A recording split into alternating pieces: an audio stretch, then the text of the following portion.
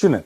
Engineering এর বিষয়টাকে কঠিন ভাবে দেখার চেষ্টা করেন। ইঞ্জিনিয়ারিংটার দিকে মারাত্মক ভাবে সবার খেয়াল রাখতে হবে, প্রশাসনের দিকে চোখ রাখতে হবে। ওরা যেদিকে যাবে সেদিকে। একটা হলো কারচুপি, আর একটা হলো ইঞ্জিনিয়ারিং।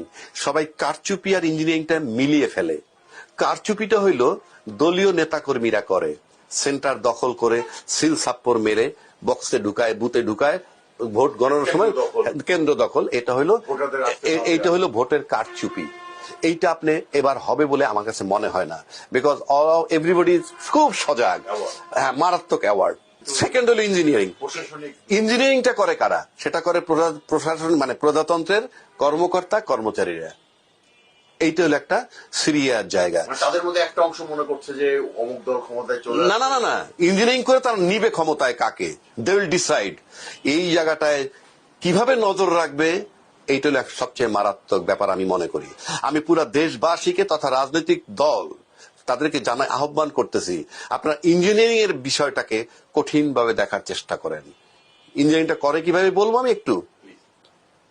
সেন্টারে ভোট হয়, ধরেন ভোট হইলো দুইটা দলই কম্পিটিশন হইতেছে। এক্স দল পাইলো 150টা, ওয়াই দল পাইলো 107টা। 150 বা 160, আরেকজনে পাইলো 107।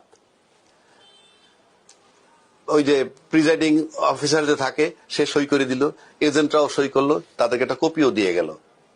তারাও জানতেছে এইটা যখন সে ডিসি অফিসে পাঠাবে, ওখান থেকে তো ঘোষণা হবে, সেখানে ওই 107-এর যদি 1-এর 2 বানায় দেয়, তাহলে 207 আর 150 হইল। এই যে 207 আর 150 হইল, আপনি চিৎকার করেন, আমি ওই মুহূর্তে আমলে নিব না, ওই মুহূর্তে আমি আমলে নিব না। যান রিটার্নিং অফিসার কাছে মামলা করতে পারবেন না, আমি আমলে নিলাম না। এগুলি ভাই আপনি, এইগুলো আমরা দেখছি, আপনি পাবেন না, টের পাবেন না। এটা চলতে থাকবে, কিন্তু এর ভিতরে 2 দিন 3 দিন পার করে রেজাল্ট ঘোষণা হয়ে গেল। হওয়ার পরে যদি আপনি হাইকোর্ট পর্যন্ত গড়ান, 5-7 বছর, যেহেতু আজকে নির্বাচন এলে কালকে সকালবেলা ওত না নিলে ওই দল ক্ষমতায় চলে গেছে, সব তার নিয়ন্ত্রণে চলে যায়। অটো জাজমেন্ট পাবেন after the expiry of your parliament. So এই ইঞ্জিনিয়ারিংটার দিকে মারাত্মক ভাবে সবার খেয়াল রাখতে হবে। ওই ইঞ্জিনিয়ারিং আপনার খেয়াল রাখতে হবে, সেটা হলো আপনি প্রশাসনের দিকে চোখ রাখতে হবে। এই প্রশাসনিক ইঞ্জিনিয়ারিং ওরা